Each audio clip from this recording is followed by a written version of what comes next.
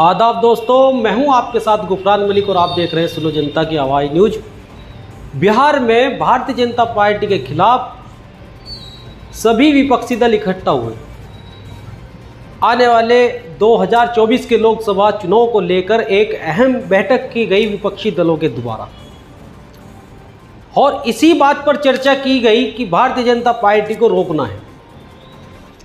ये भी खबरें सामने आई है कि बैठक में ये भी कहा गया है कि आने वाले 2024 के लोकसभा चुनाव में भारतीय जनता पार्टी को 100 सीटों पर रोकना है।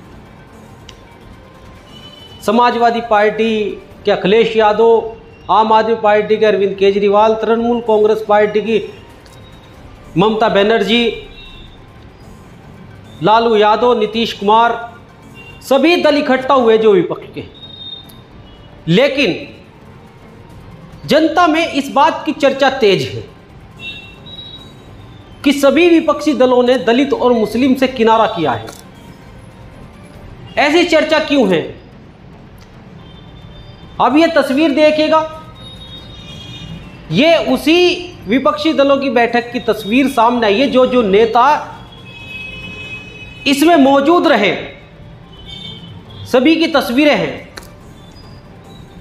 लेकिन किसी भी मुस्लिम पार्टी के नेता को इसमें हिस्सेदारी नहीं दी गई, बुलाया नहीं गया।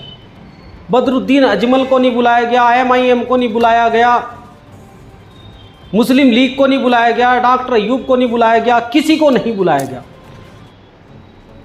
मुस्लिम पार्टी को पूरी तरह नजरअंदाज किया गया है विपक्षी दलों द्वारा। वहीं बहुजन समाज पार्टी की सुप्रीमो मायावती से भी इस विपक्षी दल की मीटिंग में किनारा हुआ, नजरअंदाज कर दिया गया बसपा सुप्रीमो को।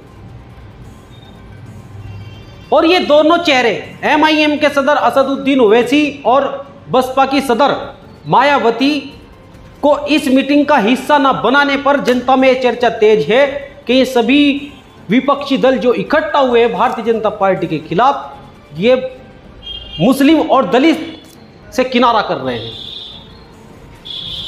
इनको मुस्लिम वोट चाहता है, दलित वोट चाहता है, लेकिन लीडरशिप हजम नहीं करते मुस्लिम की और दलित की।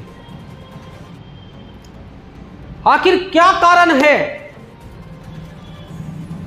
क्यों दलित और मुस्लिम को राजनीति के अंदर हिस्सेदारी में नहीं देखना चाहते सभी दल? एक और भारतीय जनता पार्टी को हराकर अपनी पार्टियों को ताकत में लाने के लिए जो ये अहम बैठक की गई है सभी विपक्ष दलों के द्वारा, वहीं दूसरी ओर MIM के सदर असदुद्दीन ओवैसी और बसपा की सदर मायावती को नजरअंदाज कर दिया गया, दलित और मुस्लिम को नजरअंदाज कर दिया गया। अब सवाल यह उठता है, क्या ऐसे में दलित और मुस्लिम देश में और प्रदेश में बहुत बड़ा वोट है, और इन दोनों समाज के नेताओं को, पार्टियों को इस विपक्षी दल का हिस्सा ना बनाकर क्या भारतीय जनता पार्टी को 2024 के चुनाव में मात दे पाएंगे? ये सब ये सवाल उठता है। जहां एक और भारतीय जनता पार्टी को हराने के लिए सभी दल इकट्ठा हुए, वहीं दूसरी ओर दलित और मुस्लिम से किनारा करते हुए दिखाई दिए। जो एक अहम वोट है देश और प्रदेश के अंदर, दलित और मुस्लिम। अब जनता में यह चर्चा भी तेज है कि यदि 2024 में उत्तर प्रदेश के अंदर असदुद्दीन ओवैसी और मायावती एक मंच पर आए, तो इस विपक्षी दल का पूरा समीकरण बिगाड़ सकते हैं। और ऐसा हो भी सकता है क्योंकि वोट है उनके पास, दलित और मुस्लिम वोट है। अब ये दल सभी दलित और मुस्लिम को अपना गुलाम समझते हैं, मजबूरी समझते हैं कि वोट तो देंगे कहां, हमारे पास ही आएंगे। हालांकि बहुजन समाज पार्टी से दलित समाज का वोट जुड़ा हुआ है और मुस्लिम समाज असदुद्दीन ओवैसी से जुड़ना शुरू हो गया है। नगर निकाय चुनाव में उत्तर प्रदेश के आपने देख भी लिया होगा कि कई नगर पालिका परिषद और कई नगर पंचायत जीता लेंगे और काफी पार्षद सभासद जिताए और कई जगह दूसरे स्थान प्राप्त किए हैं। तो इसका मतलब है कि असदुद्दीन ओवैसी को मुस्लिम समाज विकल्प के रूप में चुनने लगा है। और ऐसे में 2024 के लोकसभा के मद्देनजर विपक्षी दल भारतीय जनता पार्टी के खिलाफ इकट्ठा होते हैं। बिहार के पटना में एक अहम बैठक की जाती है जिसमें दलित नेता मायावती और मुस्लिम नेता असदुद्दीन ओवैसी को पूरी तरह नजरअंदाज कर दिया जाता है। इस विपक्षी दल की बैठक का हिस्सा नहीं बनाया जाता है। ऐसे में सवाल उठता है कि मायावती और असदुद्दीन ओवैसी के बिना क्या ये विपक्षी दल कामयाब हो जाएगा, या विपक्षी दलों का ये महागठबंधन कामयाब हो जाएगा? अभी महा नहीं है ये, क्योंकि बहुत बड़े दल असदुद्दीन ओवैसी और मायावती को इन्होंने नजरअंदाज किया है, इस बैठक का हिस्सा नहीं बनाया है।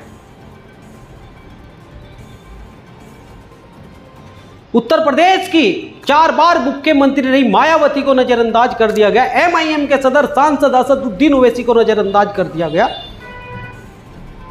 दलित और मुस्लिम नहीं चाहता और बात कर रहे हैं विपक्षी दलों को इकट्ठा करने की, जोड़ने की, और वहीं दूसरी ओर इन्होंने 2 बड़े दलों को एक तरफ कर दिया।